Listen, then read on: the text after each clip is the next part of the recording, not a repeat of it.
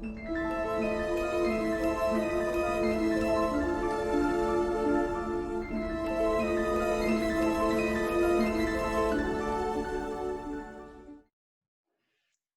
and welcome to the 64 Doors. Today we're going to open door 47. Here we find the Alchemist, and this is an archetype that is all about fear, karma, and transmutation. We're going to explore the Alchemist from a human design perspective and a gene key perspective.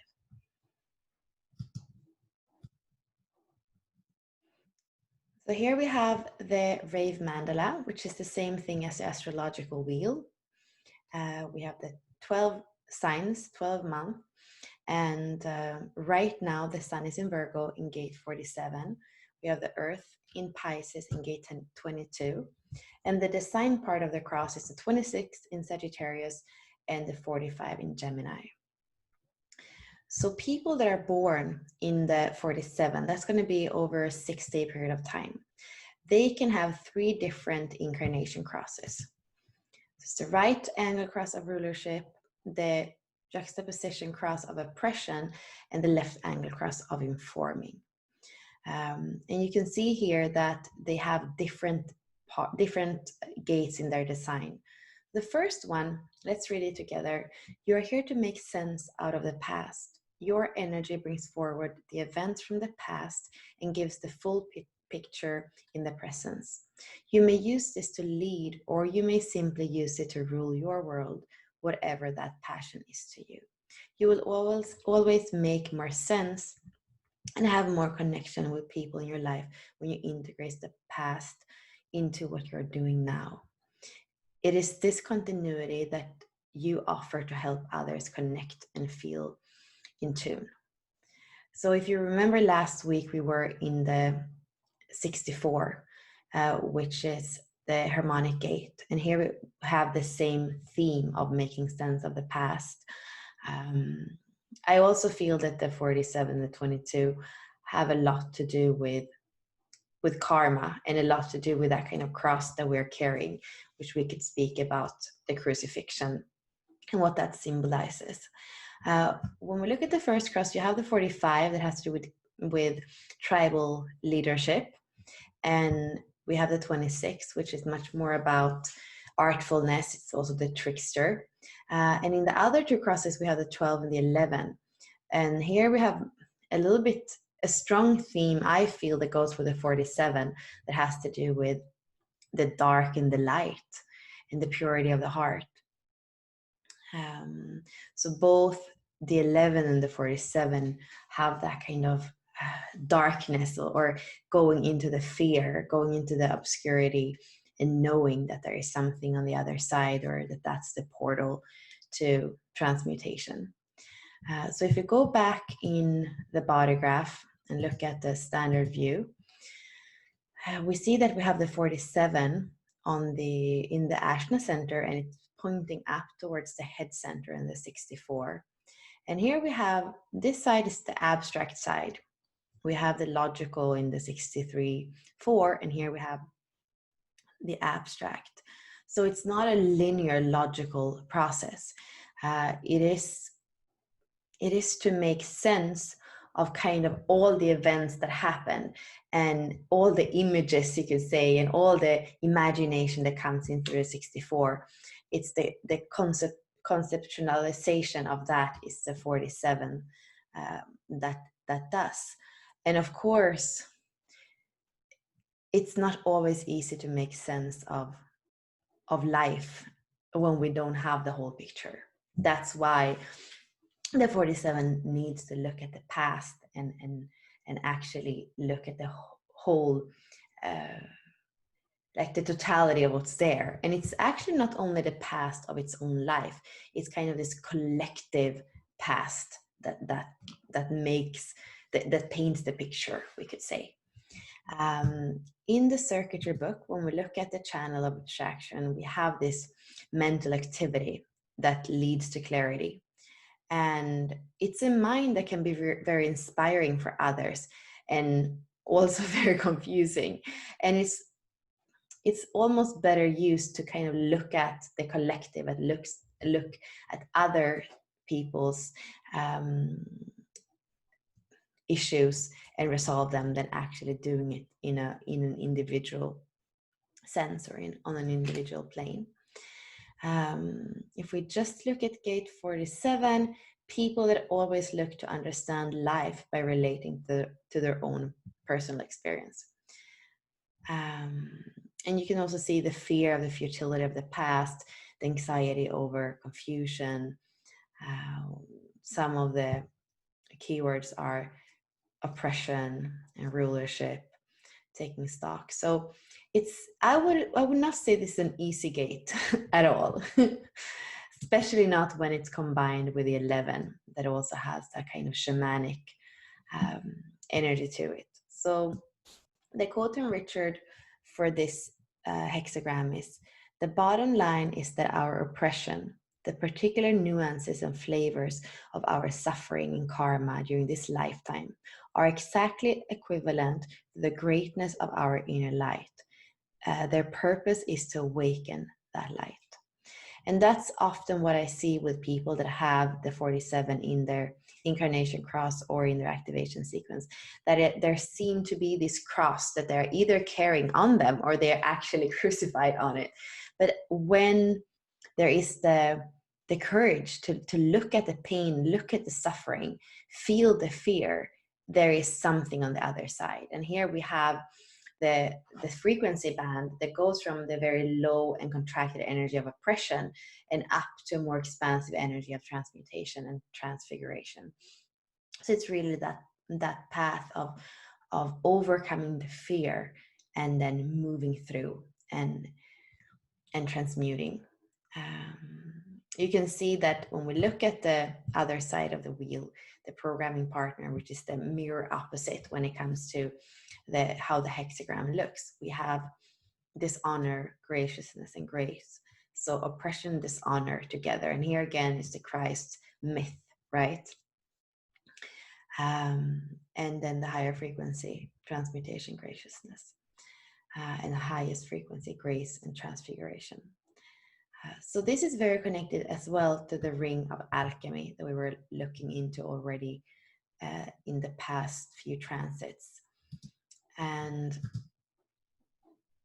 here, when we do look at the Christ myth, we do understand that it has to do with the body and how the transmutation happens through the body of Christ. So here it says, the 6th gift is breaking down the barriers in human relationship. The 40th gift is forging this new openness into our communities. The 47th gift is allowing us to transform our old ways. And the 64th gift is opening up to a fresh set of possibilities for living in a new way. This is a job of this codon ring, to activate a process of karmic release that allow your highest subtle bodies to manifest directly through your physical bodies. So it's this kind of including the rainbow body and being able to kind of express it through our lives, not only kind of tap into it, but actually embody it. And by doing that, like everything that is lower frequency kind of just dissolves. There's no space for that anymore, because the higher frequencies are inhabiting our form. And that's what's gradually is going to bring peace to the earth. And it is through an alchemical process that is happening in the physical form. And you could say that it's also making the density of the physical form lighter. Like there is going to be less dense. It's going to be more subtle. When we look at the I Ching, here we have lake over water. And remembering the precious gift of life, even when facing the darkest hour. So here we can also feel into the 36 a little bit, that turbulence, that crisis, the dark night of the soul, right? And the highest frequency here is transfiguration, is the bliss of devotion. So we have the 58 lake and the 29 water. The superior man will sacrifice his life to attain his purpose. yeah, it doesn't matter if you look at the I Ching or if we look in the Bible or wherever we look, there is always this kind of similar symbolism of what we're here to do. Integral human design, the 47 and the 64. So again, the channel of abstraction. So bewilderment, realization, and myth. The dream arc, swordfish, donkey, and raven. And the mudra, here we are working with the ashna, and the mudra is on the head. So kind of bringing it up and transmuting it, or we could say it is connected to the 64 through the harmonic gate, and the 64 is the path of tantra. So here it is circulating those denser energies in the lower chakras to the more subtle energies in the higher chakras. So even there you can see that the mudra is really about that. We're still in Virgo, so mutable earth. Let's look at it. And service to spirit through devotion to sacred work and ceremonial. Yeah.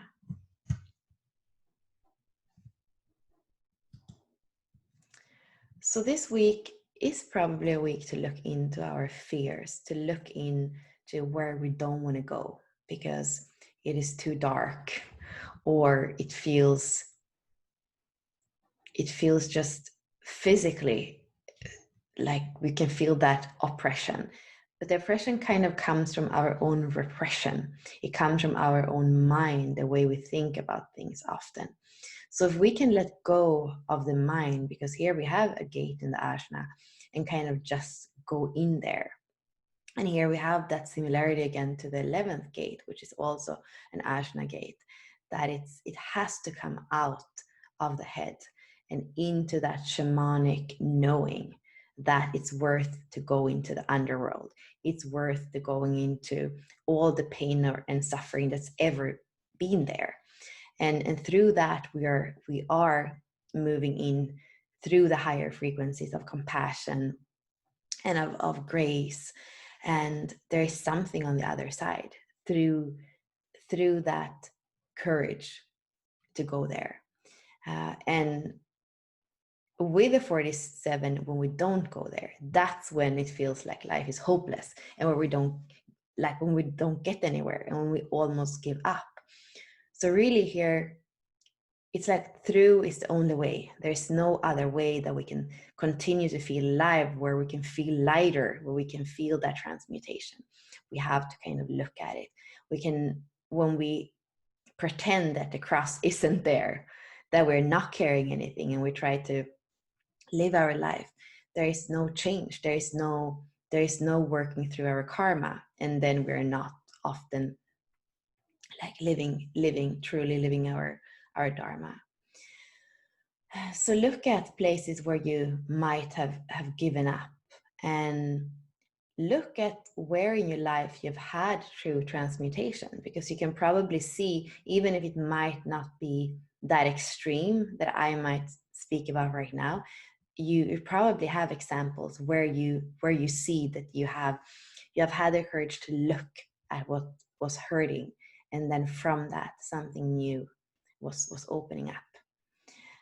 So I wish you a lot of courage this week, and the opportunity to maybe be a little less busy, to actually be able to go in and to explore in this